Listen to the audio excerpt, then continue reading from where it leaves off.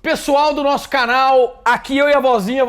É nóis. Mano, nós estamos novamente surpreendendo. Este canal está virando, cara, o canal mais histórico do YouTube. É ou não é, voz? É Pô, o canal de entrevista gospel mais mano, não tem bombado, igual. velho. Nós já zeramos oficina, iniciamos a nossa subida nos montes do resgate e já estamos bem avançados nesta banda histórica que, assim Deus há de querer, que vai voltar de alguma forma, velho. Amém. Fruto sagrado, meu brother, agora o Silas Júnior, mano. E aí, cara? Cara, não acredito, vocês não acreditavam, né, mano? Nós estamos surpreendendo novamente. Não é o Malafaia, obviamente. Eu digo que é o Marambaia, que é meu lugar. É Malafaia. É do Rio, é carioca. Sou de Macaé. É, Macaé. Cara, pô, eu quero agradecer você estar aqui com a gente. Mano, olha que... Pessoal, que coisa louca. Pô, a gente tá na casa e na produtora da vozinha, velho. O cara tá aqui, mano. A gente não tá em outro lugar, no Rio. O cara tá na casa da vozinha. É a coisa mais aleatória que aconteceu nesse canal pós-pandemia, porque tudo é por Zoom que a gente tá gravando e você tá aqui hoje. E, mano, seguinte, velho, me fala. Qual é a situação da igreja evangélica no Rio de Janeiro, cara? Eu tenho a minha tese que parece que o bagulho tá estranho. Mas eu não sei você aí, olhando, qual é a situação que está hoje, a cidade, o próprio estado, sei lá, pra nós aqui parece que tá uma loucura. Na verdade o Brasil está. Mas qual é a situação que você vê hoje lá da igreja, do povo de Deus lá, cara? Rapaz, assim, é difícil eu dar um diagnóstico sobre a igreja no geral, sendo que eu tô muito conectado à minha igreja local. Mas o que eu vejo é hoje um certo desprezo com relação à palavra de Deus. Essa é a minha preocupação, é o que eu vejo. Eu já viajei muito, já toquei muito em várias igrejas do Rio de Janeiro, mas isso não é uma crítica do Rio de Janeiro para mim, isso é uma crítica do Brasil. Do Brasil. Eu vejo isso globalmente.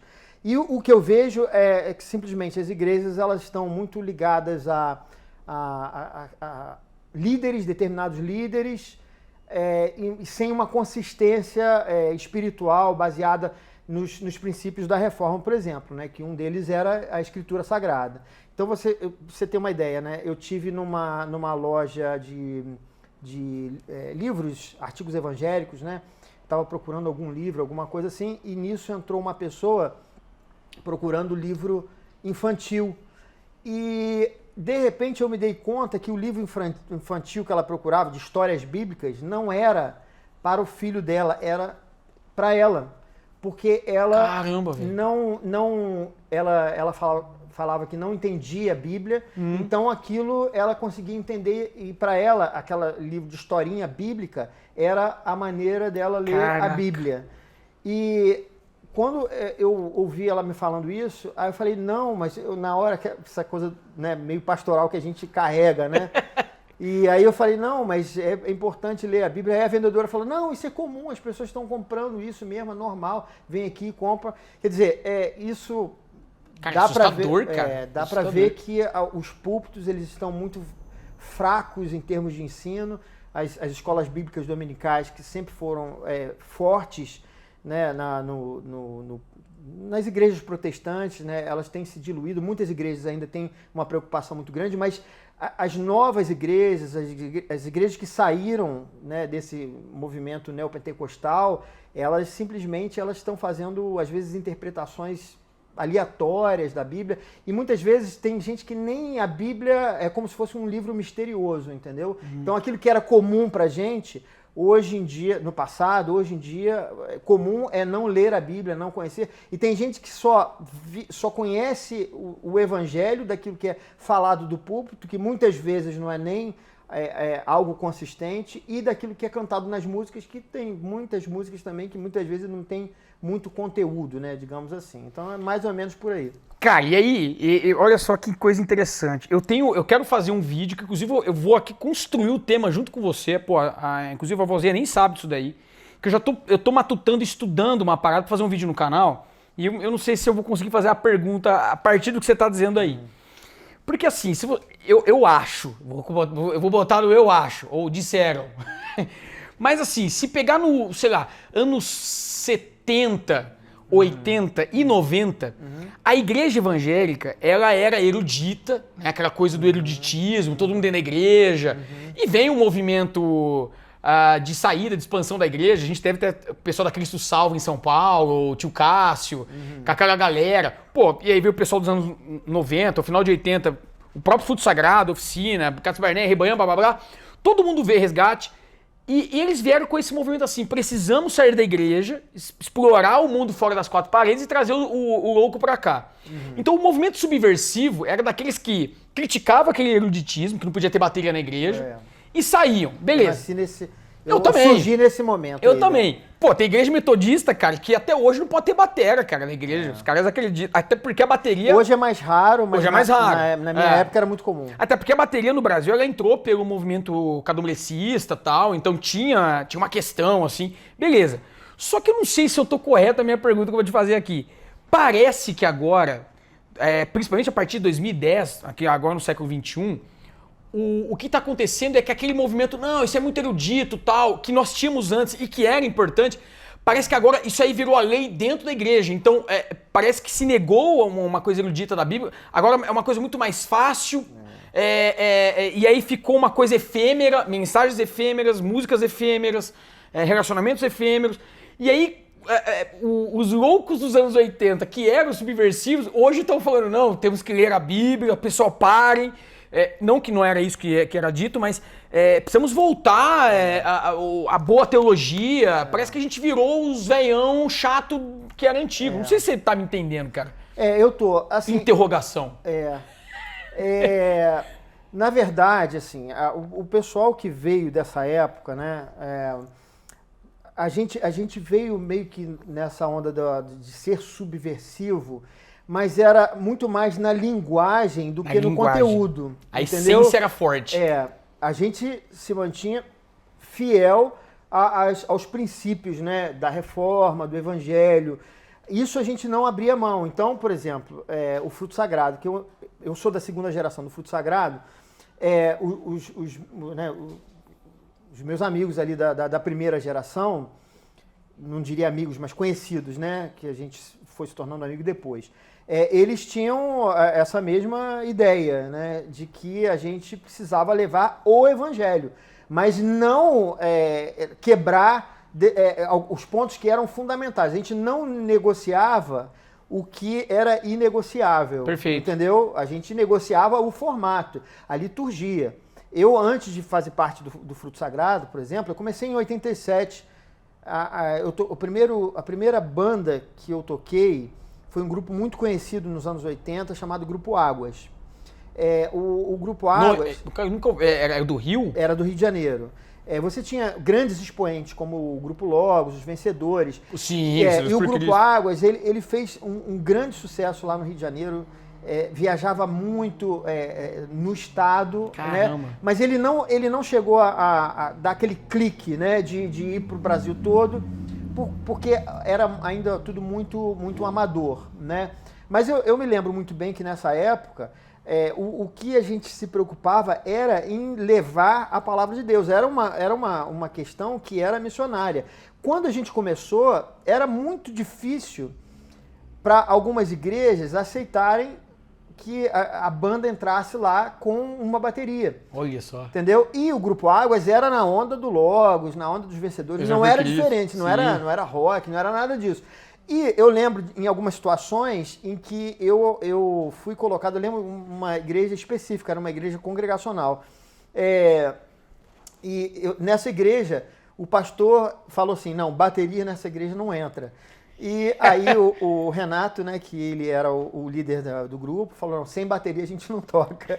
Aí o pastor falou, então vocês vão tocar atrás dessa caixa de som, só vou botar a bateria atrás dessa caixa de som. Eu toquei, era uma caixa de som grande, eu toquei atrás da caixa de som, ninguém me via tocando, né, e a banda ficava para toda a igreja, mas eu, né, estava sumido lá. Preconceito, cara?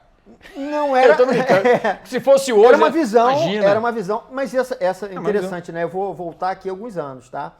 Meu pai me contando que na época dele só era possível o piano e o órgão, ou o harmônio. né? Violino podia, instrumentos assim eram possíveis na igreja. E, por exemplo, violão não podia, Caramba. porque violão era instrumento de seresta. Então, como é que podia um violão de seresta entrar E né, seresta era boêmia, aquela coisa, não sei o que. Exatamente, exatamente. Isso quando meu pai era jovem, era criança, lá pelos anos 40, entendeu? Mais ou menos. Então, a gente vê que a situação, ela mudou com o tempo, mas ela foi progressivamente mudando até essa situação que a gente chegou hoje. Só que o problema hoje é que a gente venceu a batalha do formato. Eu digo a gente, todos nós, né, que contribuímos de alguma maneira.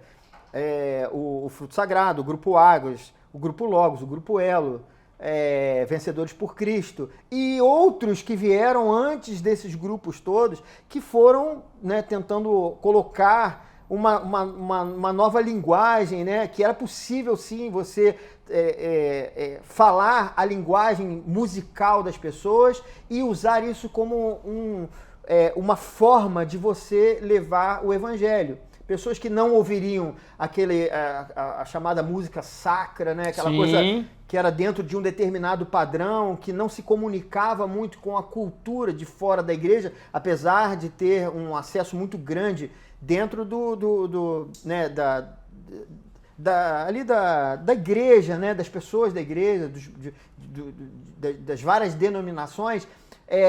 No entanto, entendia-se que era necessário, era importante levar o evangelho para as pessoas que não tinham acesso à igreja e que não gostavam daquele tipo de música. E aí, essa batalha, todos nós conseguimos, né, vencer. Como você falou, né, até hoje tem uma igreja ou outra, mas é raridade. Sim, é muito raro. Muito raro. A gente tem, por exemplo, a igreja, a Catedral Presbiteriana. Eu fui algumas vezes à Catedral Presbiteriana e é uma igreja que é muito tradicional, que respeita muito a história. É muito legal entrar lá no templo e ver os vitrais que foram doados pelos jovens de 1906, aquilo tudo registrado, histórico. Você tem os corais que são tradicionais, mas tem também um momento onde tem um determinado culto, se eu não me engano, no domingo, que é um culto contemporâneo, com bateria, com instrumentos que não são aqueles mais tradicionais. Então, a batalha ela foi vencida. No entanto, não sei se não houve um cuidado ou se isso é um processo natural da vida, dessa vida, no pós-pecado na humanidade, onde simplesmente as coisas vão se deteriorando. Então você tem, por exemplo, o movimento da reforma na Europa, que modificou, transformou a Europa, e isso se deteriorou a ponto de, apesar de toda a história que a Europa tem, você já quase não encontra igrejas reformadas na Europa. Que é o que a gente falou de igrejas sendo vendidas para se tornarem bar. A gente tá falando fora do ar. Exatamente. Aí Sim. você tem toda uma geração que tinha uma visão, por exemplo, né, que era a minha turma, o pessoal que veio antes de mim, que tinha uma visão missionária através das bandas, né, do estilo musical mais atualizado à sua época, né? Cada um na sua, Vencedores, Elo, Logos e tal, e Fruto Sagrado, e todo mundo, né? A gente parece que atualizou isso, né? A gente virou a chave, mas, por outro lado, a essência parece que foi também se perdendo. Eu tenho essa visão. Tem algumas coisas boas, tem algumas coisas que são teologicamente consistentes na música evangélica hoje, mas eu acho que tem muita coisa pobre também. E eu acho que isso é um reflexo do evangelho que se vive, dessa questão toda que eu te falei, sobre um púlpito que é muito fraco, onde muitas vezes os pastores não incentivam as pessoas a lerem a Bíblia, né, a estudarem a Bíblia, não dão as ferramentas necessárias, né? Então a gente meio que está voltando para aquele momento onde a Bíblia é coisa somente para a liderança, né? Sim. A liderança, eles leem por nós, eles pregam por nós, e a gente recebe aquilo e a gente vive, né? Porque o pastor disse, a igreja disse e tal, mas aquilo não tem a ver comigo, não tem a ver com a minha vida, e fica essa dicotomia, né? Entre o sagrado e o profano. Eu vivo minha vida, Sim. e quando na igreja tá tudo bem, eu ouço a palavra, eu canto, tal, não sei o quê, aí eu volto para minha vida normal e a minha vida continua, e eu não tenho uma conexão com a palavra de Deus porque eu não leio em casa, não me relaciono com Deus em casa e daí por diante. Cara, se a gente pegar isso e voltar, e aí eu falo da música popular brasileira,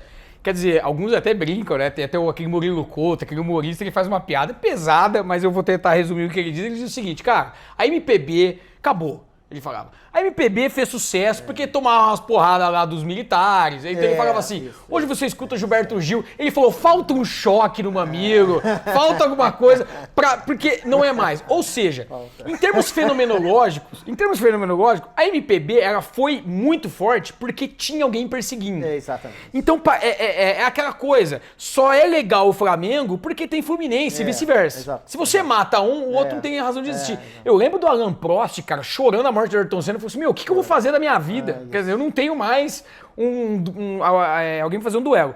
E eu acho que é isso que eu tava querendo dizer, no sentido de que, nos anos 90, e eu vou falar agora mais da minha época, dos anos 90, essa galera que foi a tua, pô, Fruto Sagrado, por exemplo, que aí eu vou falar essencialmente algo do Fruto que eu vou te questionar, era muito forte, porque tinha aqueles velhos chatos da igreja que falavam, temos que voltar. A liturgia, amém, em pé, sentar. Se não for assim, Deus não tá.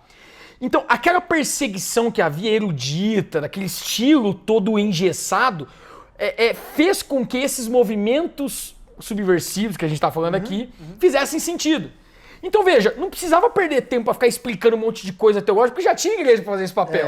Então a gente falava assim, o que a gente tá aqui, ó, Jesus te ama, e bababá, e ponto. Pum, acabou. Hoje, ainda parece que tem essa coisa do o pastor pop, o não sei o quê, tá tudo muito pop, tá tudo muito efêmero. E aí eu já falo, cara, calma, não precisa mais fazer esse movimento evangelístico, porque a Bíblia já chegou no povo, tá todo mundo já sabendo.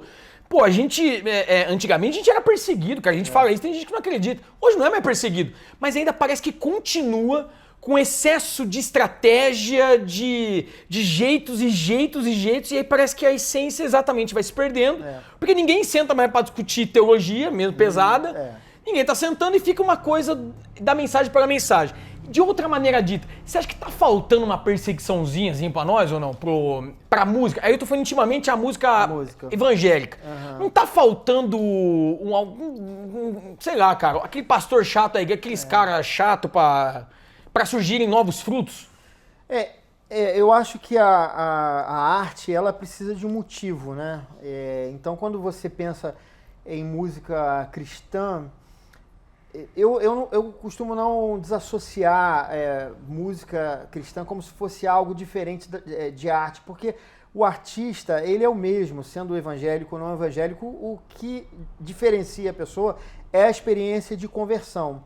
E, de fato, se a gente vive num momento onde, sabe, não existe um motivo, uma motivação, você vai ter isso que nós estamos experimentando hoje. O que é que nós estamos experimentando hoje? Hoje a música cristã, ela se tornou... Eu não gostaria de ser piegas falando isso, entendeu? Mas eu vou ter que falar sobre isso. Tão somente um produto. Não estou dizendo que toda música evangélica é um produto, mas a tônica mas a ideia, antigamente você tinha as gravadoras, né? Então a ideia era o seguinte, você tinha que gravar um CD ou um disco, né? Eu vim da época do disco ainda, de acetato. Então você tinha que gravar um álbum e você tinha que lançar o álbum e ele tinha que vender. Se você não vendesse, não tinha esse negócio de missão, nada disso não. Entendeu? Não vendia e pronto. Exatamente. Agora, os artistas, muitos deles, eu me incluo nessa, eu tinha uma preocupação, aquilo tinha que ser uma missão, porque a minha motivação era a missão, era o que me levava a ter uma banda de rock. Né? Era a música em si? Não era, porque eu podia fazer música tocando com outras pessoas e tal, mas eu tinha uma inquietação dentro de mim, eu precisava produzir alguma coisa, eu precisava me sentir relevante. né? Então essa era a minha motivação. Eu acho que é difícil dizer hoje se existem pessoas assim. Eu acho que sim. Eu ouço algumas coisas e acho que isso é coisa de quem está motivado. Sim. Algumas outras eu acho que é só pessoa que tem talento e que vai produzir uma música com letras evangélicas e tudo mais, é porque tem talento de sobra e aquilo vai fluir da pessoa. É um dom, Deus deu o dom para a pessoa.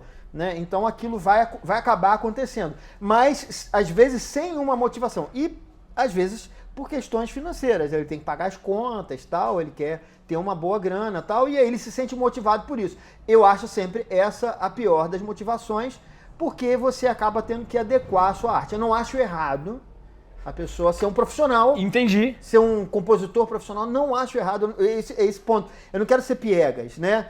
Mas há uma diferença daquele que se sente motivado por uma vocação interna para aquele que ou quer vender muitas músicas, quer fazer show, ou quer muitos likes no YouTube, ou seja lá onde for, entendeu? Eu acho que existe uma diferença entre esses dois, entendeu? De vez em quando eu encontro um ou outro assim, que me dá a impressão, esse cara, ele tem alguma coisa por trás que ele tá com gana, entendeu? Ele tá motivado, ele quer fazer alguma coisa. Eu acho que eu vou acabar te expondo aqui, mas assim, você não precisa falar que é o lado ruim. Você acha, não, eu não vou. Você não precisa falar do lado ruim, mas hoje, quem que é um cara ou alguém, você fala assim, mano, esse aqui, eu acho que esse aqui tá engajado na missão. Esse aqui tem uma motivação. Você consegue pensar em alguém agora que venha pra você, que você fala desses contemporâneos? Porque se for perguntar pra mim, mano, Azaf Borba, se eu falar Azaf, eu não vou ter o problema de errar. Tipo, entendi. Ademar de Campos. Mas dos novos, tem alguém que você fala assim, cara, esse aqui é um cara que eu curto, esse aí tá engajado. Eu acho que esse tá engajado na missão. Cara, eu vou te decepcionar. É o seguinte, cara. Eu não ouço música evangélica. O Benny falou isso. O Benny falou isso, cara. Eu não tô entendendo mais nada, assim. Como assim? Vocês nem sabem a igreja que ele é ainda. Não falou, mas a gente vai falar já já. É mesmo, cara? Não ouço. Eu não ouço porque, na verdade, não é que eu não ouço a música evangélica. Deixa eu pontuar assim pra não ficar meio estranho. Clickbait, algumas pessoas podem achar isso um absurdo e tal, não sei o quê. Na verdade, assim, eu não ouço música nenhuma. E eu vou explicar o que isso significa. Eu não procuro mais música alguma pra ouvir. O que eu ouço é o que eu já ouvia. E tudo que eu ouço de novo, eu ouço porque a minha filha me apresenta. Eu já parei a minha perseguição por música nova, porque eu tenho tanta coisa para ouvir do meu passado, para processar do meu passado. Você não tem tempo para... A minha relação com música não é uma relação tradicional, aquela pessoa que vai buscando música nova, não sei. Eu tipo vou olhando, de um produtor. Eu vou olhando para trás, é diferente, entendeu? Eu vou olhando para trás, é estranho, mas eu olho para frente quando, por exemplo, a minha filha apresentou um cantor não evangélico, acho que é o Gotti. Cara, não conheço. Aí a sua filha tem que idade, cara? Vai fazer 19 agora. Cara, 19 anos sua filha? Em janeiro, em janeiro ela faz 19 então ela não escuta K-pop, ela já tá numa outra nível. Ela e meu filho me apresenta coisas também. Ah, tá. Não, ela não escuta K-pop. Não é. Não. Já tá mais acima. Gotti, o nome do cara? Se não me engano, ele é da África do Sul. Ou australiano. Agora me deu um... Cara, que família top, né, vozinha? Por isso que os caras produzem uns bagulho tão top no fruto, mano.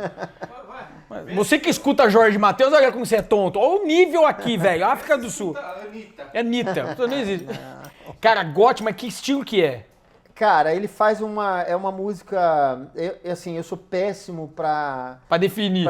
Sou péssimo. É meio, assim, eu diria que é meio world music, mas não é... Ele tem uma influência do Sting. Legal, ele faz uma coisa meio sonoridade anos 60, 50, mas é completamente atual, entendeu? Uma coisa... Eu acho muito bom. Mas eu ouço 2, 3 músicas dele, porque pra mim é suficiente pra conhecer um artista, 2, 3 músicas. Sim. Eu não sou do tipo fã do CD inteiro, não sou, entendeu? Então, por exemplo, eu conheci aquele Mraz, como é que é? Não é tem o Bruno Mars e tem o Jason Mraz. Conheci através da minha filha, entendeu? E eu conheço 3 ou 4 músicas, eu acho muito bom, acho muito legal. Sonoridade boa, eu acho ele musical, a voz dele é bonita, entendeu? Mesmo, Então eu gosto e pra mim é o suficiente. Eu não preciso ouvir o CD inteiro, porque eu já conheço o artista e gosto do que ele é ouvindo aquelas 4 músicas. E eu tenho uma satisfação por ouvir aquilo, entendeu? E a mesma coisa com outros artistas que eu vou conhecendo pouco, eu conheço pouco e pra mim é o suficiente. Alguns desses novos artistas, ela, por exemplo, me mostrou, eu conheço 2 músicas, uma música, entendeu? E eu acho ótimo. Aí eu ouço uma outra música, pra mim já ficou velho, entendeu? É uma coisa assim. Então eu tenho essa relação. Por isso eu digo, eu não ouço música evangélica, porque eu não ouço música nenhuma. Entendi. Porque, na verdade, eu não fico naquela... Eu não sou aquela pessoa que fica, sabe, buscando... Quais são as mais 10 tocadas do Spotify? Não é isso, exatamente. Entendi. Isso não, esse playlist no meu é o Deezer, né?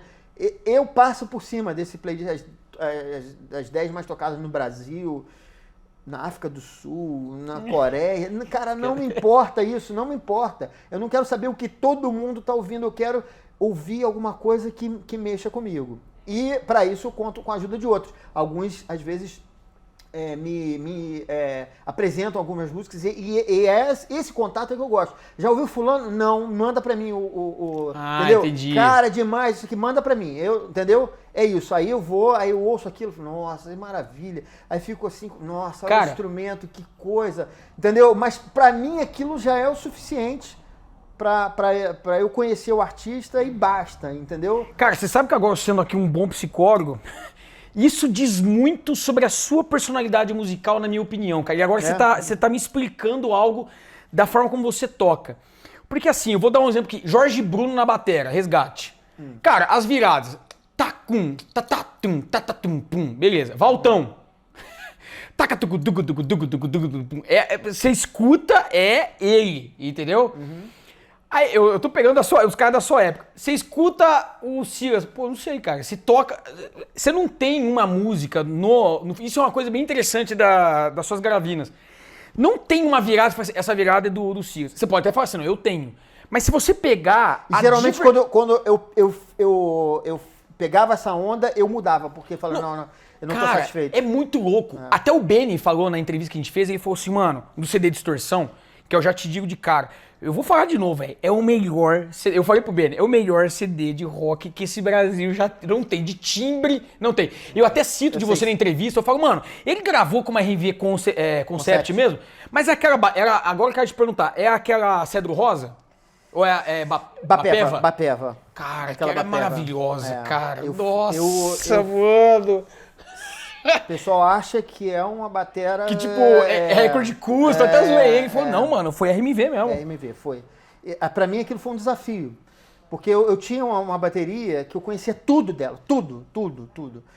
Mas eu queria, a RMV na época, eles me deram um contrato de 2 anos e eu queria fazer jus a esse contrato. Eu sou fiel aos meus amigos, à minha família. Você tá ligado? Tem bateria que não é. Os caras falam, não, é RMV, recorde de custo. Eu não era fiel à RMV. Isso, na verdade, é a minha essência. É a sua palavra, pô, que você deu ali. Os caras me deram, entendeu? Sim. E pra mim, eu considero isso importante.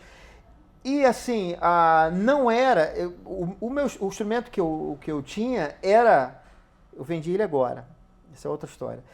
Mas eu tinha 30 anos cara, eu assim, não vi um instrumento igual, entendeu?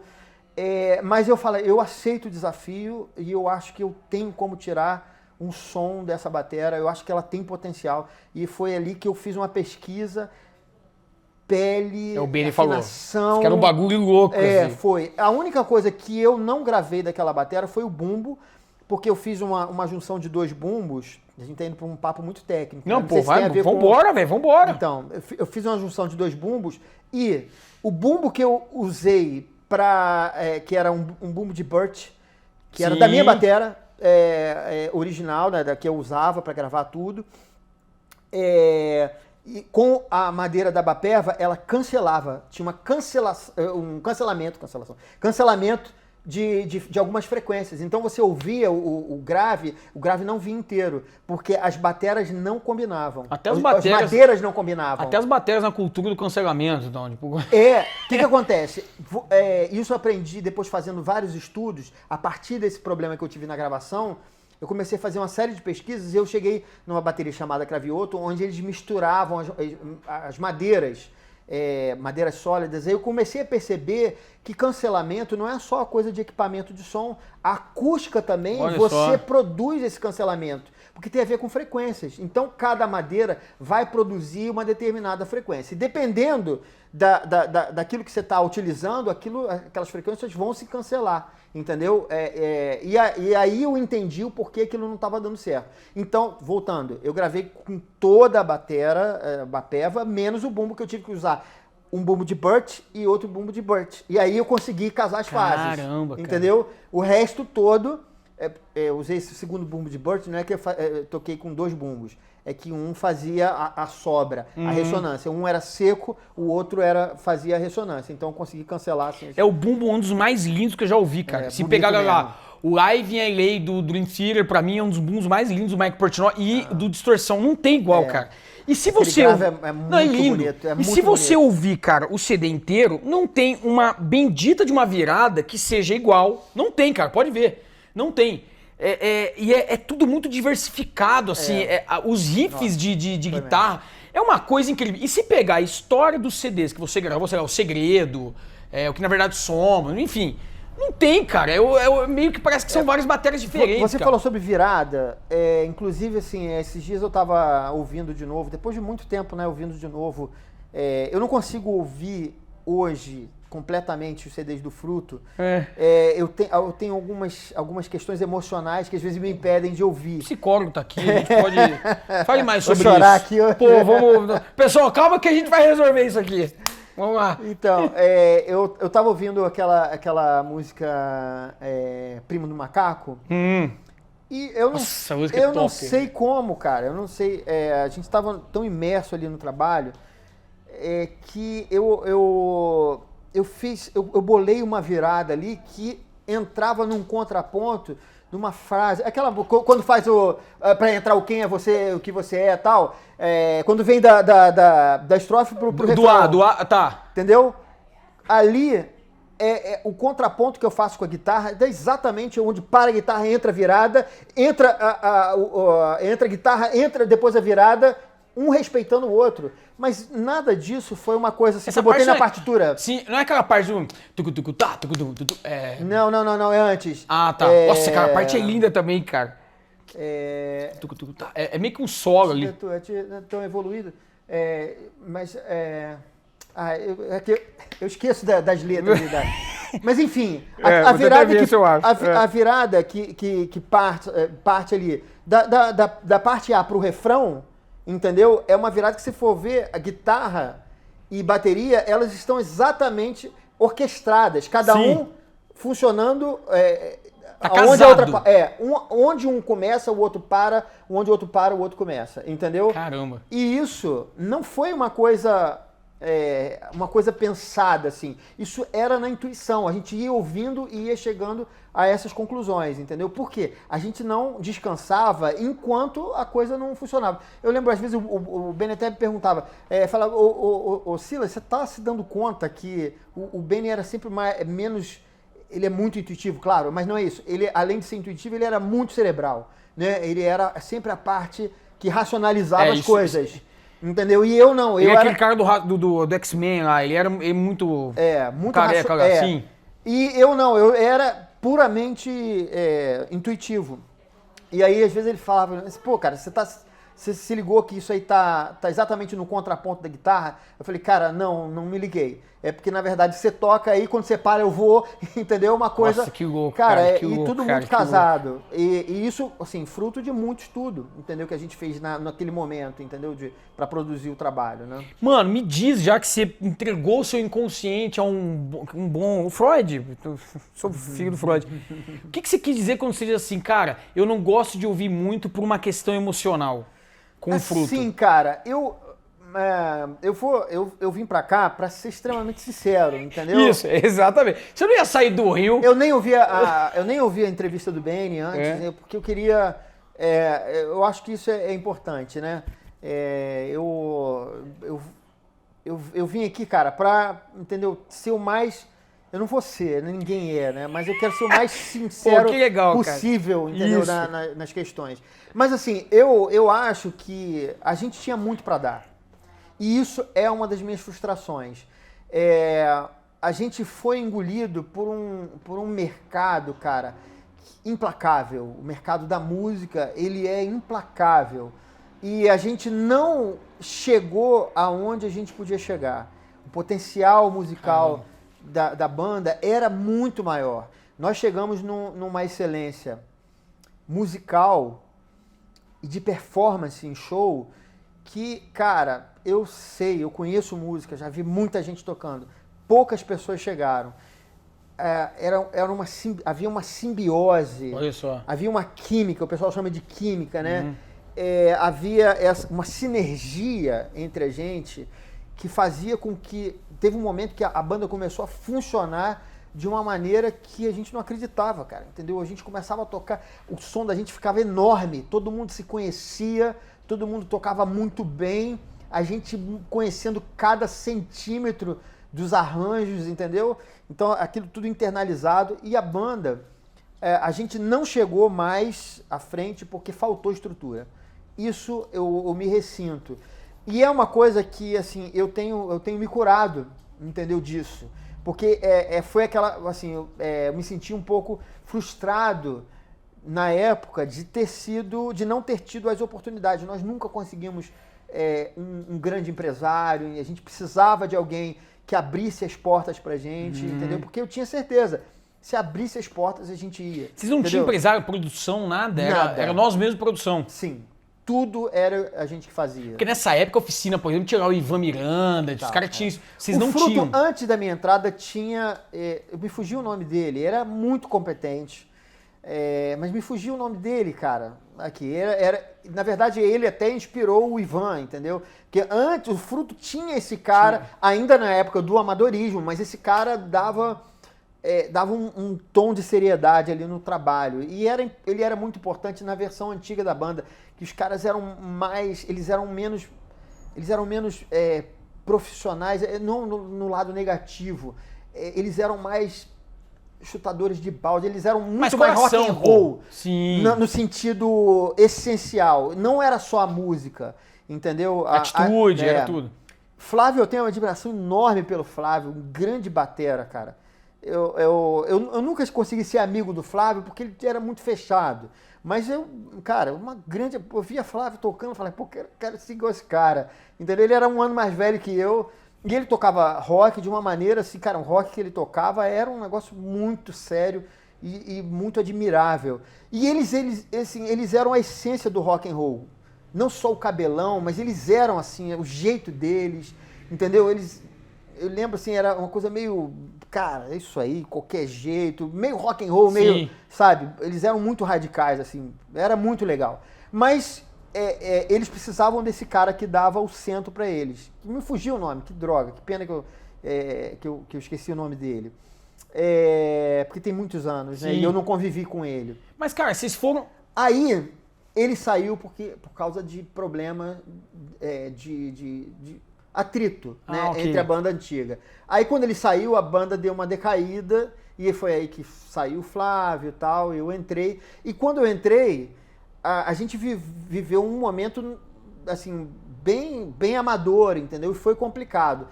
E aí a gente gravou o Segredo. E aí foi... Cara, você é fera também, E aí cara. a gente teve que montar uma estrutura. Mas não era aquela estrutura... sabe, de contatos, de produtores e tal. A gente foi meio que no limbo, entendeu? A gente ia meio ali nas sombras.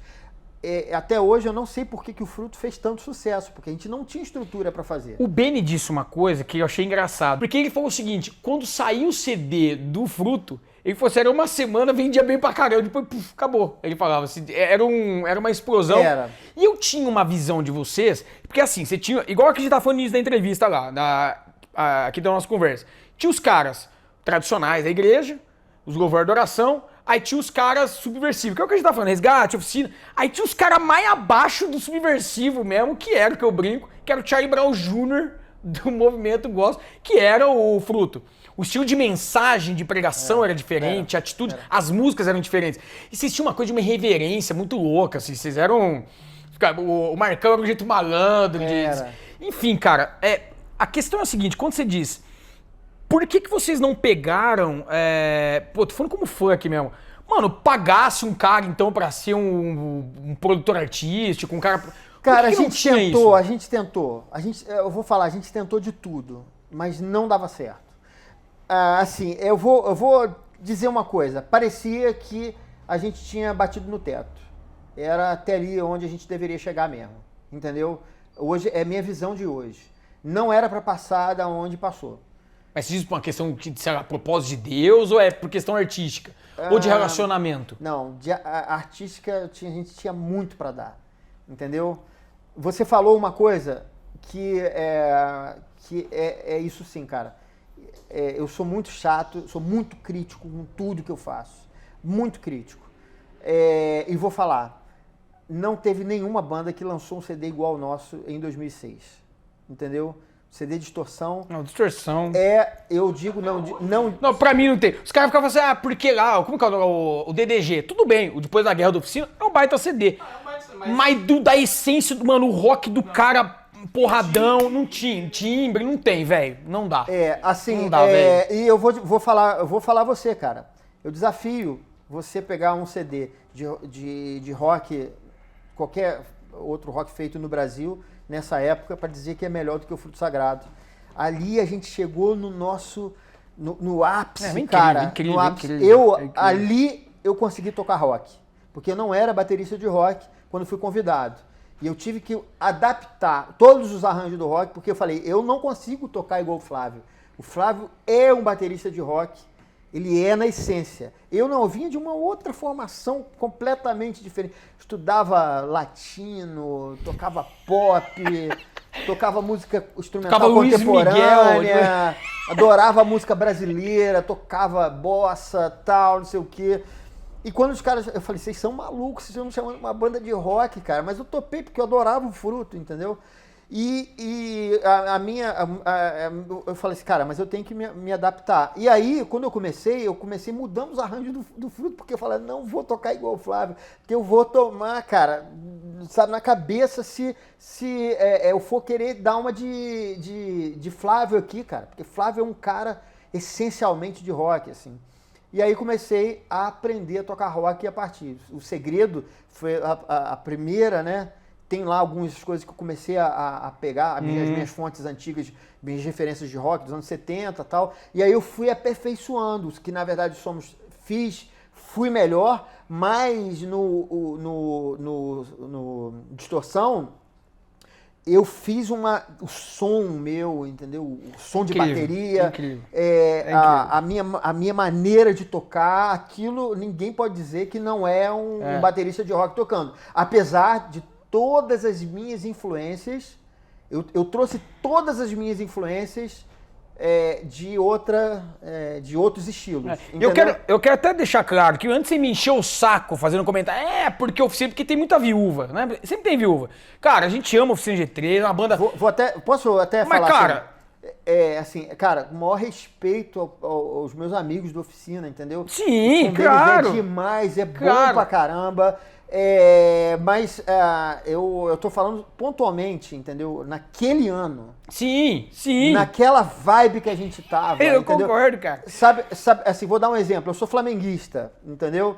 O time do Flamengo de 2019, hoje, 2020, não é mais aquele time. Tal, acabou. Assim, mas em 2019, não tinha igual, cara. Sim. Entendeu? Não tinha igual. Aquela vibe. É isso que eu tava falando. Claro.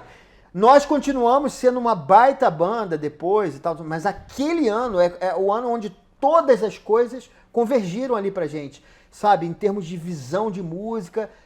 Cara, Marcão tava escrevendo muito. É isso que eu ia falar. Porque assim, o cara vem querer encher o saco, vozinha. Vai falar, não é porque o DDG... Não, calma. Ou qualquer outro som. Mas, mano, em termos de letra, riff, que é uma coisa que eu esqueci de falar pro Benny. O pessoal sempre fala do Juninho, por exemplo, Solano. Beleza, é um dos maiores do mundo, velho. Mas de riff, não tem igual, mano. Não tem igual. Riff de batera, timbre, cara, tudo. Mano, a quase junto... E master. Não, mix e master. Então, assim, no conjunto do todo, né? Execução, em palco... Era um bagulho que você escuta aquele CD, inclusive eu vou te falar, é o meu CD que eu uso pra corrida no exército, cara. Eu tô correndo, meto aqui, ó, e se você, a cada dia que você escuta, tem uma coisa nova pra você descobrir. O riff da música O Preço, de guitarra, eu nunca vi aquilo na minha vida, cara. Muito então, bom, é um bagulho muito louco. Você não sabe de nada, cara, pelo amor de Deus. Mas aí que tá. Fala um negócio pra mim, porque isso é muito simbólico o que você tá falando. Quando você diz dessas dificuldades, a coisa que podia... Tinha gente que podia dar muito mais e tal, e não aconteceu. Cara, eu tô falando aqui do ponto de vista psicodinâmico mesmo. Eu tô tentando até interpretar o que você tá dizendo. Vocês aí dentro, vendo, você com o desejo, podemos dar mais, e chega um negócio que não vai mais. É como um carro que precisa trocar marcha e não troca. Como que isso se traduz em termos pragmáticos em relacionamento? Isso atrapalhou? Pô, você jogava a cadeira um no outro? O que acontecia? Não. Tipo, vocês tinham uma dificuldade? Cara, nunca aconteceu isso. Nós tivemos um problema de relacionamento antes, que foi com o Benlio, né? Ali a situação foi difícil, foi complicada e tal. Por exemplo, depois a gente não teve nada nem próximo disso, né? Quando o Marcão, por exemplo, decidiu sair da banda, foi uma percepção minha, né? Eu, de repente, percebi que a gente não estava conseguindo dar aquele máximo. Os shows não estavam iguais, continuavam muito bons, mas aquilo que a gente tinha conseguido ali num espaço de 3 anos, aquela excelência que a gente conseguiu ali... Passou. Não estava acontecendo. E eu falei, cara, algo saiu do eixo, entendeu? E aí a gente estava indo para uma viagem a gente estava indo para Cachoeiro do Itapemirim. A gente desceu em Vitória, pegamos uma van e a gente estava indo para essa cidade. E aí, um bate-papo, eu acho que era Cachoeiro do Itapemirim. A gente conversando, tal, a gente ria muito nas viagens, assim, era muito bom. E numa dessas eu lembro que o Marcão falou alguma coisa, e de repente o Marcão parou assim e deu um suspiro, entendeu? Na hora, cara, eu não sei te dizer assim, eu conectei ali o Tico e Teco, né, fez uma conexão, eu falei assim, Marcão, você tá querendo sair da banda?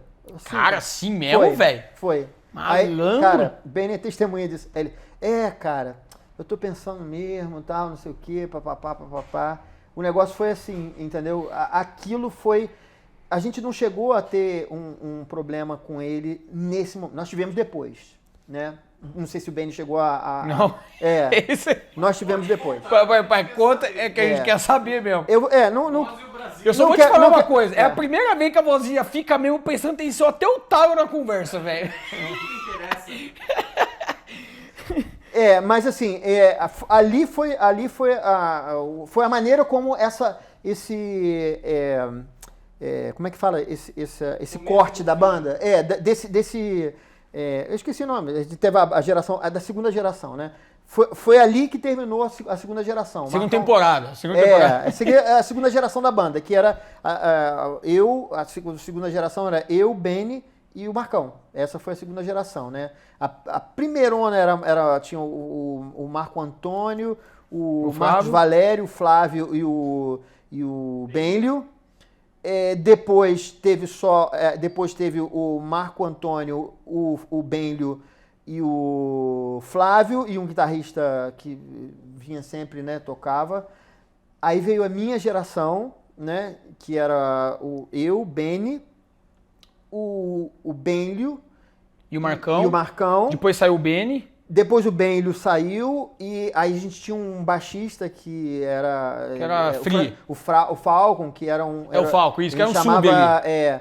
A gente tinha um nome para isso, era membro convidado. A gente chamava ele de membro convidado. Né? E aí depois foi o Marcos Quarteroli também, participou com a gente, mas basicamente a gente teve esses dois. E depois a gente teve a outra geração, que era eu, o Benny e o e o Vanjo, eram os 3. Mas esse corte aí, né, essa geração, que era eu, o Marcão e o Benny, ele terminou ali nesse dia, nesse bate-papo. Ele ainda fez alguns shows, tal, mas logo ele pediu para sair e tal. E ali foi uma coisa, porque até então eu tava naquela ganância, sabe? Ganância no bom sentido, ganância não, na gana de fazer, sabe? Eu via o mundo à nossa frente, que a gente ia conseguir várias coisas, a gente estava cheio de projeto e tal. Mas, assim, parece que a gente ali bateu... Cara, isso é terrível quando você fala. Eu tô ligado que esse bagulho, você fala assim, mano, pode ir, mas tem que se ver na possibilidade de dizer, ó, não dá mais.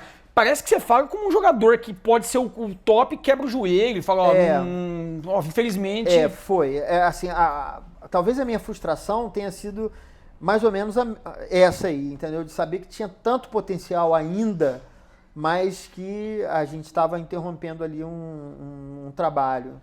Quem era o O líder Benny da ficou banda? malzão também.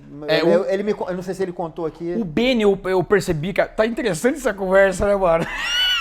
Pode até acabar as baterias. Não, total, mano. Eu tô me sentindo meio que um mediador, mano. Vai fazer essa banda voltar, velho. O Benny disse uma parada, eu percebi no Benny assim, primeiro, cara, eu percebi um discurso muito ético dele. Muito ético. Mesmo... Cara, eu não tô sendo ético, não. Não, você também tá, não, de verdade. Não. Você está sendo ético e sincero. E sincero. Não, porque ele também foi. Eu não quero Não, causar cara, nenhuma... Não vim aqui pra causar saia justa. Não, até porque... Nos meus amigos. Cara. De jeito nenhum. Não, porque você disse uma coisa... Exatamente a entrevista do Benny tá sendo a sua em que sentido? É o mesmo simbólico de você ir em Cachoeiro do Itapemirim quando você falou, Marcão, você vai sair? Ele falou, conectou. Onde que se conecta o Benny que falou você tá também dizendo? isso, falou. O Benny falou assim, cara, eu se fosse pra voltar, eu não voltaria. Ele falou exatamente isso. E não no Fruto, inclusive. Ele falou, cara, não. E aí a fala dele é muito... a frustração dele. Exatamente o que você tá falando. Que ele falou. Aí ele falou do que deu até arrepia, cara, quando ele falou da gravação. Ele lembrou com muito amor da gravação de vocês, quando eles ficavam até de madrugada, disse que vocês ficavam criando. Me fez lembrar, porque eu entrevistei o Bruno Valverde no canal do Angra, que é crente. Aí tava ele e o... admiro muito mesmo. Ele mandou uma mensagem pra mim, eu não conheço ele pessoalmente, né? Dizendo que me admirava. Tal, Caramba, o moleque é uma gente boa. Ele falando da produção do CD do Kiko Loureiro, onde ele participou. Ele falou, cara, sentava eu e o Kiko, ficava tocando e produzindo um em cima do outro. Aí o Kiko produzia uma coisa, eu colocava em cima. E aí o Benny comentando do Distorção é a mesma coisa, porque ele disse que eram vocês dois. Ele falou, cara, eu nunca me dediquei tanto na vida a um produto que nunca pagou aquilo que a gente gastou de tempo, de energia. Então eu percebi na fala do Benny um bagulho assim, cara, mano, acabou e eu não tenho... é como se o cara falasse, não tem mais como reativar o bagulho. Que me parece também que é um bando de bateria que é só a gente dar uma carga ali que parece que volta. Porque eu entendo quando você diz assim, cara, não dá mais. Mas a gente que tá de fora ouvindo esse papo, a gente fala, mano, os caras estão preparados, velho. É só meio que ativar. Porque não é possível, que aí eu entro num outro assunto aqui, não é possível que não dê pra voltar num assunto... Não é possível que não dê pra voltar a banda apenas pra gravar, sei lá, 5 músicas, 6 músicas, um DVD com 7. Não é possível, cara. Você acha que não... Mano, se reúne, ensaia e acabou. Será que não dá, cara? Pelo amor de Deus, velho. Um projeto, um Sandy Júnior, velho. Tipo... Assim, pra você fazer um projeto desse, isso precisaria, sabe, muito dinheiro. Não é fácil, entendeu? Porque às vezes dá a impressão de que é fácil juntar. Não, pô, é embaçado. Mas nós estamos aqui pra... depois que nós desligar as câmeras aqui, eu vou conversar, velho. Não é fácil, entendeu? Porque você tem... hoje cada um tá numa vibe diferente, entendeu? Então você se reunir... tem vários arranjos que eu não lembro... Pô, como é que eu fiz isso, entendeu? Várias coisas assim... Algumas eu lembro, outras não. Mas, cara, inspiração, cara. Isso demandaria o quê? Tempo. Sim. E tempo é dinheiro. Você tá estudando? Continuo estudando. Você toca... Você é pastor da igreja presbiteriana do Brasil. Você é da IPB, cara. Tempo integral. E não você, é tempo parcial. E você estuda, você senta na bateria, deixa eu ver esse rudimento, esse rulo simples. Eu, assim, na bateria, nem tanto, porque hoje a minha bateria fica na sala da casa. E com essa questão aí da né, pandemia é e que você tudo mata mais, todo mundo. Aí não, realmente fica complicado. Mas eu tenho o meu praticável e eu vou treinando as técnicas, entendeu? Pra não perder, pra não ficar distante, entendeu? O Freud tá on, presta atenção. Você me diz isso que você tá estudando. Mas isso é cego, isso é muito simbólico. Aí, na entrevista do Benny, vozinha, ele deixou escapar, eu fiz uma pergunta que ele deixou escapar que ninguém deu liga para o que ele falou. E eu aqui, mano, isso aqui é muito importante. Porque ele tava produzindo. Você quer saber se isso lá dentro não é Sabe por que um tem distanciamento? Eu vou dizer que é você que é. Eu já tô te adiantando. Se isso acontecer, eu não tô tão distante. Ah, tá. Porque, mano, ele falou pra mim, não, porque eu só produzo, eu tô fazendo mix, bom, tudo bem. O que você faz? Não, desde samba, pagode, ele tá fazendo todos os trampos, ok. Que é é aquela vida de produtor, ok. Mas eu falei assim, e sua guitarra? Que você gravou... Aí eu pergunto lá, que ele gravou com corda de baixo, ele vai falando, não, inclusive eu já até mudei, tem uma corda de baixo, zero alguma coisa. Aí eu não perguntei isso pra ele, eu falei, mano... Se você não tá mais tocando, não quer mais nada com os rock, por que você tá com essa guitarra? Então, tô vendo isso daí. Quer dizer, parece que é um bando de soldado que a arma tá ali. Entendeu? Tá ali, eu não tô mais... Mas ela tá ali. Não para, né, vozinha? Não quero ir pra guerra. Não quero ir pra guerra, mas ela tá ali. Não, é isso sim, eu vou dizer, é isso sim. Eu hoje, eu vou dizer a você, se você me perguntar, você acha viável? Hoje eu digo sim, eu acho hoje inviável. Do jeito que as coisas estão, eu acho inviável, entendeu? Agora, se tornasse viável, você faria? Faria, entendeu? Pra viver o resto da vida de fruto sagrado? Não. Não é mais o lance. Pra você ganhar dinheiro com isso? Não, porque nunca deu dinheiro, entendeu? Então por que daria dinheiro agora? Agora, a gente nunca fez por dinheiro. Sim.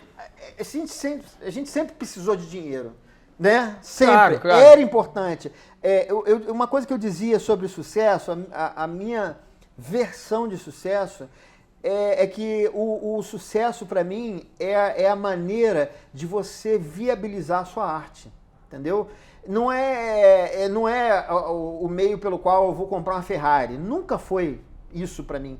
Sucesso é a maneira de eu conseguir continuar vivo, produzindo aquilo Perfeito. que tem dentro de mim, entendeu? É vivacidade. Então, por exemplo, o fruto cara, foi fenomenal esse tempo. A gente ia, sabe, era ginásio cheio, viajamos, vários lugares, shows maravilhosos, e isso era muito importante pra mim, mas não pra eu virar um mega star, pra eu me sentir... Não é isso. Eu sei que tem gente que gosta disso e quer isso, e na verdade a minha vibe nunca foi essa. Eu entendi que era importante que o trabalho do fruto fizesse sucesso, porque o fruto financiaria a produção de música que tem dentro de mim, a fábrica de música que tem dentro de mim, entendeu? E pra mim, tão somente isso. Então, nesse sentido, se tivéssemos a oportunidade, sim, eu gostaria muito, porque a terceira geração do fruto, que veio com o Vanjo, vocês não chegaram a ouvir, mas nós fizemos coisas impressionantes, cara. Mas onde tá isso? Tanto que eu perguntei, por que apagou? Por que foi não. Você não ouviu o que nós não gravamos. É isso, essa aí é uma outra É isso que eu ia frustração. perguntar, mas não tem? Nós fizemos uma versão de quase. Ó, ô louco, velho. Vou falar uma coisa. Ô louco. O Vanjo foi... O pessoal pegou, porque o Vanjo era muito diferente do Marcão. O Vanjo entrou na banda com 19 anos, muito cru, né? Pela idade dele, ele não cantava rock. Ele aceitou o desafio. O Vanjo tem uma personalidade, sabe? Não é mais um menino, né? 30 e poucos anos. Mas ele aceitou uma coisa que ninguém aceitaria, né? E aí ele aceitou esse desafio e aí foi aprendendo, cara. E aí as primeiras vezes, tal, ele gravou aquele CD que saiu, mas teve pouca veiculação, só com as baladas, porque a gente teve problema para liberar as outras músicas, então a gente teve que adaptar. E aí ele foi pegando a onda, e aí ele começou a juntar as guitarras dele com as guitarras do Benny. Vocês não têm noção das coisas que nós fizemos com o repertório antigo, porque da mesma maneira que nós adaptamos o repertório do Flávio pro meu estilo, porque eu não conseguiria tocar as mesmas coisas com Flávio, entendi. e eu não sou burro, né, de querer, ser um batera igual o Flávio. O Flávio é fenomenal, cara, sabe? Batera, e eu não vou encarar o Flávio de frente, eu vou fazer aquilo que eu tenho como forte. E eu busquei arranjos que me favorecessem. Vozinha, eu posso ficar olhando pra você aí, né? Tranquilo. Claro. Né? Bate-papo. Mas aí deu uma adaptada ao estilo dele. Aí nós começamos a adaptar o repertório, as pesadas, ao estilo do Vanjo. O Vanjo foi se adaptando à banda, a banda se adaptando a ele. Cara, nós fizemos algumas versões, tipo, Bateu Asas e Sumiu, Quase. E... São músicas que aparentemente não cabem na voz dele. Exatamente. E o resultado, algumas pessoas viram os shows e ficaram impressionadas. Pessoas que falavam mal do Vanjo e tudo mais, assim. Eu acho que há uma injustiça com ele na internet. Sim. Porque o que você. Na hora que você digita o nome dele, Fruto, os caras só colocam erro de letra. Tem uns vídeos lá que ele errando letra, não sei o que. Às vezes o cara esquece que Marcão errava muito também. Então, pois é, aí fica meio que estigma. Mas assim, cara, vocês gravaram essa parada? Tipo, tem um estúdio isso daí, cara? Não, a gente vamos vender isso. Vários shows e tudo mais, assim. Mas a questão a gente precisava fazer um trabalho solo, novo, melhor dizendo, que pudesse girar esse novo fruto sagrado. E foi aí que a gente não conseguiu, entendeu? A gente não conseguiu porque a gente enfrentou muita coisa e foi muito difícil. O Marcão custou muito a liberar o nome pra gente, a gente perdeu um tempo aí. Rolou esse bagulho do nome. Rolou. A gente já se acertou. A gente se encontrou, se acertou, tá tudo bem entre a gente, não tem problema, mas a gente teve, sim, cara. Teve esse momento. Teve. Como eu falei, eu tô aqui para ser sincero. E não tem. E hoje não tem mais nenhum problema. Mas sim, a maneira como ele fez e o tempo que ele levou para liberar pra gente o nome e tal, sangrou bastante. Sangrou. E aquilo foi. Porque aí a gente já veio depois dessa demora. Com um hiato de 2 anos, já veio catando cavaco, entendeu? Porque não era para ter tido um espaço tão grande e tal. E aí a gente não conseguiu, nesse período, fazer com que o fruto decolasse novamente. A gente precisaria ali de insistir mais tempo e tudo mais. Quando a gente conseguiu fechar esse fruto novo, né, que tem até uma música no Deezer, né, com o Vanjo, que aí a gente pegou... Que é o Amor Fé Canibal. Fé Canibal. Isso. Essa daí. Exatamente. Você vê que ali tá... Pô, cara, tá muito legal. Tá diferente do Marcão e tudo mais, mas tem uma essência fruto sagrado ali, tanto na letra...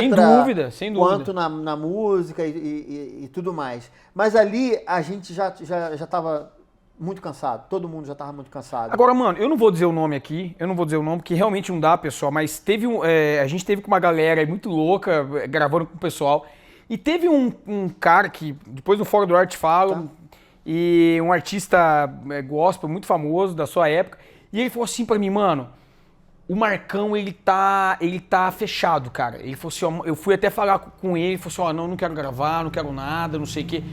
Eu entrei lá, os fãs do canal passaram pra mim o Instagram dele.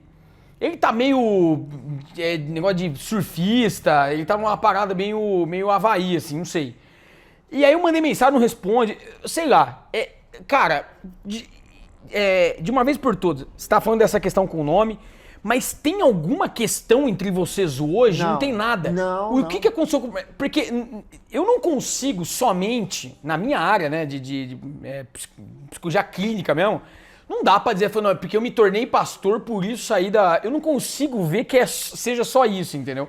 Pode ser qualquer outra coisa, o cara brigou com a esposa, qualquer coisa.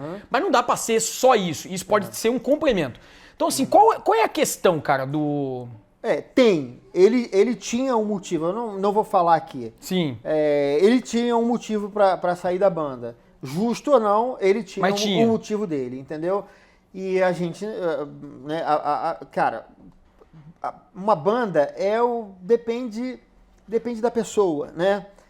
Depende da vontade da pessoa. Você diria livre agência, livre-arbítrio diria livre agência, entendeu? É verdade. Então, a pessoa simplesmente, se ela decide não não estar mais por qualquer motivo. Coisa. E ele teve um motivo, e aí a gente não tem o que fazer com relação ao motivo. Mas você tá dizendo que não teve atrito entre vocês por conta disso? A gente teve algum atrito, sim, a gente teve algum atrito, principalmente depois.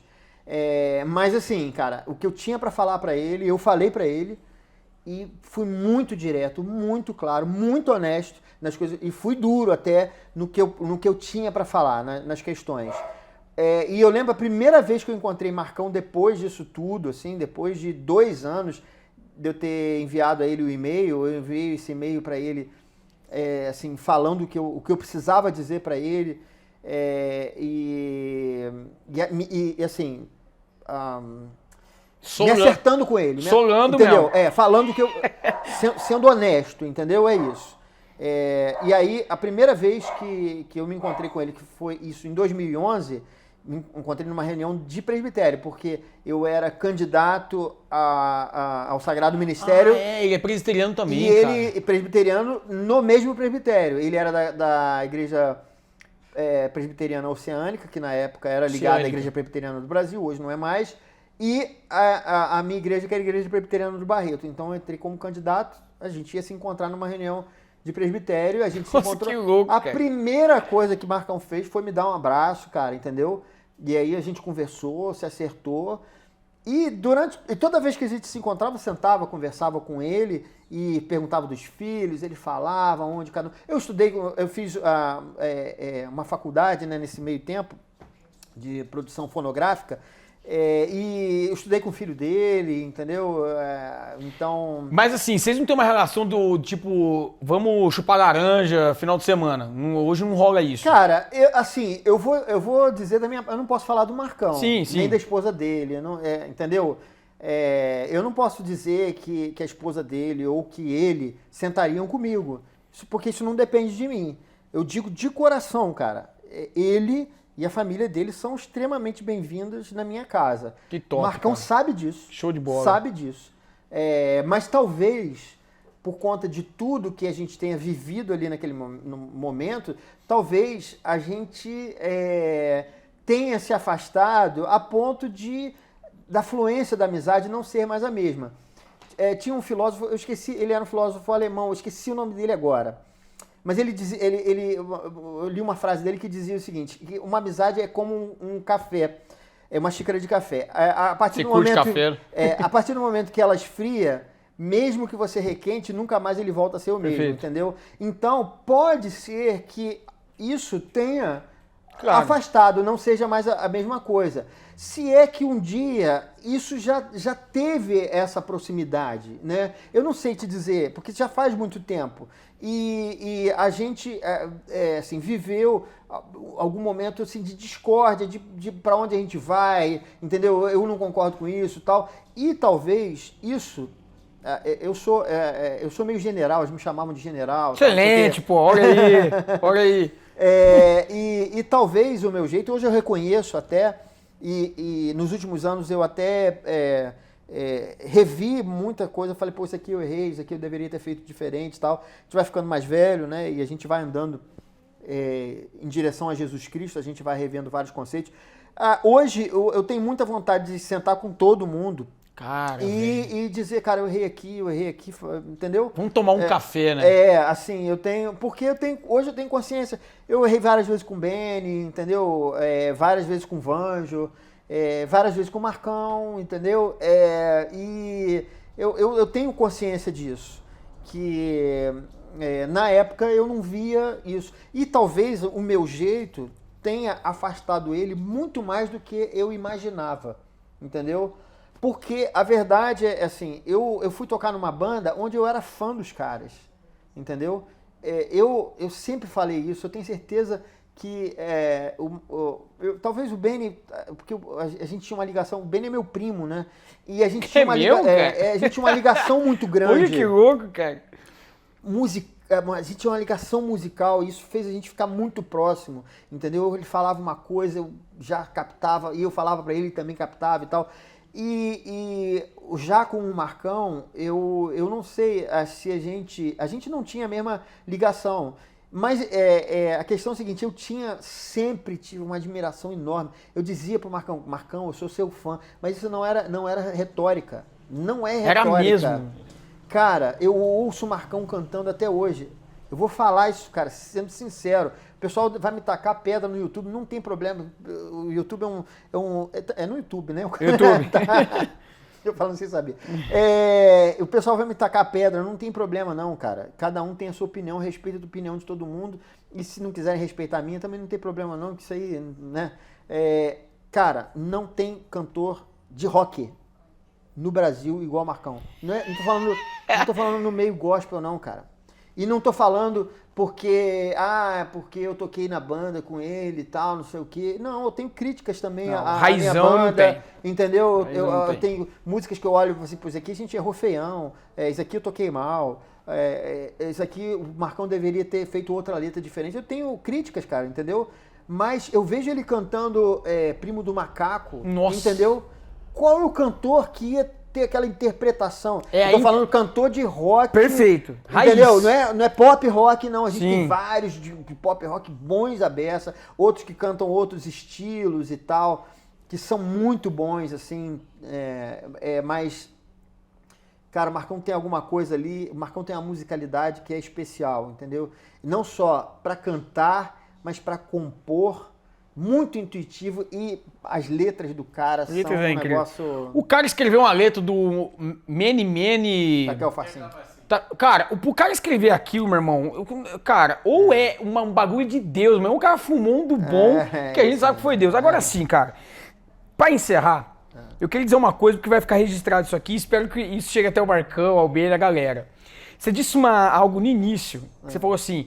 Nós atingimos um ponto e você até caçou a palavra, depois você vai ver no vídeo. Tá. E aí você encontrou ela, que foi simbiose. A simbiose na psicologia, ela tem um ônus, ela tem um bônus, mas ela tem um ônus muito pesado. O bônus da simbiose é como um bebê que fica grudado à mãe, inclusive na primeira relação com o seio. Aquela coisa do sugar, é uma delícia. Não tem tristeza, é uma coisa linda, funciona. Mas são dois corpos grudados e vai ter um momento que vai ter um corte. E esse é o bônus. Toda simbiose tem um ônus que vai retirar o bônus, cara. Então assim, quem tem uma relação simbiótica com alguém, quando tem um rompimento, o rompimento é extremamente doloroso. Para que não seja doloroso, não entre em simbiose. Mas não ia ser aquela beleza que foi nesse primeiro momento. Tá aí a possibilidade de vocês realmente se encontrarem. A gente vai falar fora do ar, né? Que tem coisa que a vozinha nem tá sabendo, que o André Zola falou comigo de um projeto pra gente fazer e que envolve o fruto. Porque assim, cara, eu queria até encerrar dizendo isso pra você. Em conversa com o Juninho, fora do ar, ele falou assim pra mim: Luquinha, existe uma demanda reprimida do bom e velho rock gospel sério nacional. Essa demanda ela foi silenciada, ela foi negligenciada até por conta desses movimentos cristãos de música que estão aí, que aqui a gente falou no início, que estão pobres até, mas estão aí. Essa demanda está aí. E ele acredita que se voltasse um festival, alguma coisa, por isso que ele está acreditando na volta da oficina, e ele falou de vocês, a gente falou de uma galera, cara. Até eu fiz uma crítica ao Resgate, que eu achei que tá meio MPB, assim, meio que se perdeu um pouquinho. Então precisava voltar, cara, por uma questão ministerial, missionária. Precisa liberar uma demanda para essa galera se identificar novamente e entender que tem alguém falando a voz deles que está calada. Eles precisam entender que tem gente que, cara, é isso que eu preciso. Então existe uma coisa missionária, nem só pelo lance dos fãs que querem escutar, mas existe uma coisa missionária, precisa ter um equilíbrio, cara, e tentar ser equilíbrio. Essa galera velha de guerra precisa vir e falar, parou. Você viu a música que o Marcão gravou com o Resgate? Né? Que essa velharia ainda tem lenha pra queimar, pô. Então, eu acho que a gente precisa orar por isso. Porque se você vê a entrevista do Beni, eu acho que com o que você falou aqui hoje, tá alguma coisa acontecendo, Mozinha. Sabe o que eu vejo, velho? É um casamento que não teve um filho. Que não teve um filho. E aí não teve um registro. Não teve registro. Precisa acontecer, cara. Assim, até interessante. Eu não ia aceitar essa entrevista. Sério mesmo? Sério. Eu aceitei por causa dos meus filhos.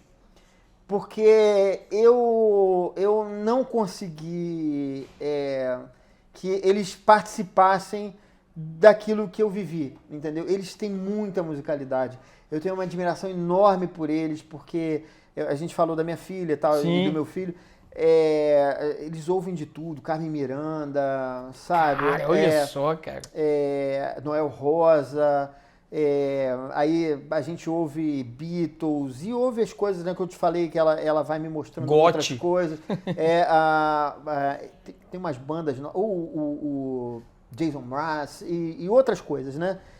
E o que você falou, né? O pessoal os filhos dele estão descobrindo. Estão descobrindo agora. Por que eu aceitei essa entrevista? Eu aceitei porque é uma maneira de eu aproximá-los, assim, entendeu? Um pouco daquilo. Pô, cara, eu tô muito feliz, cara. Se assim, você fala, você gostaria de fazer um fechamento, entendeu? Desde que esse fechamento pudesse ter o Marcão e o Vanjo, que o Vanjo, o pessoal precisa conhecer a junção do Vanjo com o Benny, cara, entendeu? Nossa, seria muito louco mesmo. Benny, Vanjo, o Marcão. Porque eu respeito muito o talento do Vanjo também, entendeu? Ele foi criticado por quem não conhece, quem não viu, quem não sabe o que é. Então, fazer um fechamento disso, pra mim, seria algo viável, possível. Agora, assim, hoje eu não vejo o horizonte. A verdade é essa. Hoje eu não vejo um horizonte para isso. Mas se a pergunta é se você faria, sim. Se você tem vontade, sim, eu tenho. Eu gostaria muito de saber como seriam hoje os coroas tocando juntos. Cara, isso é muito louco. Eu com 51, o Benny com 44, o Marcão com 54, entendeu? Eu queria muito saber como isso seria, como seria processado essa nova música, né? Ainda mais que todo mundo, né, acabou pegando novas influências, assim. Eu não parei de me desenvolver, né? Por mais que eu não esteja hoje profissionalmente tocando, né? Porque mesmo fora do Fruto eu toquei com outros artistas, mas por mais que a gente não esteja tocando, eu acabei continuando sugando essas influências, né? E hoje, certamente, eu faria um som melhor do que o que eu fiz naquela época, né? Mas novos arranjos, nova visão, nova cabeça e tal, mas vamos ver. Mano, cara, eu não tenho palavras, cara. O que a gente vai sentar, a gente vai fazer um negócio muito louco com isso. Eu quero louvar a Deus pela sua vida, por estar... E eu poder participar, cara, como num camarote aqui, cara, vendo. Tem uma galera muito louca no canal que fala de vocês, direto. E eu tô feliz por estar aqui, pessoal. Meio que, mano, eu só tô vendo, tá ligado? E assim, cara, músico, realmente, seria muito legal verem vocês mais velhos juntos. Porque músico é a única coisa que quando fica antiga, não fica velha, vira vintage, velho. Então, tipo, mano, a madeira quanto mais velha é melhor do instrumento, cara. Então, assim, vamos orar por isso, cara. Vamos orar. Sabe, precisa ter uma escuta muito, poxa, humana pra interpretar a entrevista do Benny. Se o cara quiser ser maldoso, até porque, se quem quiser ser maldoso também na nossa entrevista, no nosso bate-papo aqui, a casa vai cair. Mas se perceber o que tá ali, é muito parecido com o que você tá falando, cara. São os moleques querendo tocar de novo, cara. Então, assim, pra mim isso tá claro. E eu ainda vou na nossa saga atrás do Marcão. A gente vai encontrar ainda, que eu creio nisso, cara. E aí vai fazer um papo muito louco. Porque eu falo, tem uma entrevista dele aí que os caras... Qual é a música que você gosta?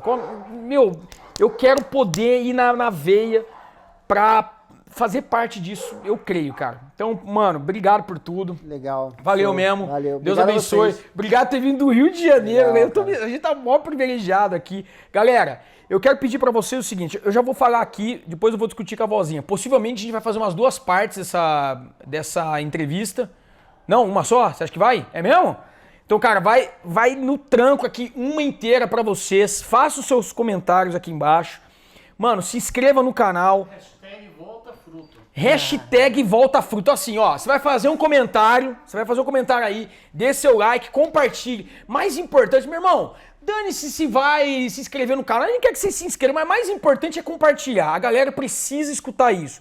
Mete um hashtag volta fruto e hashtag escuta Marcão. Fala que eu te escuto, Marcão. Pessoal, é isso, cara. está acontecendo alguma coisa, quem tá acompanhando o canal, e se Deus quiser a gente vai presenciar um dos grandes momentos da história da música, do rock gospel brasileiro, de um grande retorno de vários. E a gente vai assistir isso de camarote. É ou não é, vozinha? É isso aí, velho. Veja por outro ângulo, quebrando paradigmas. Mano, Deus abençoe você. Obrigado por tudo. E ó, tamo junto, pessoal. Veja por outro ângulo.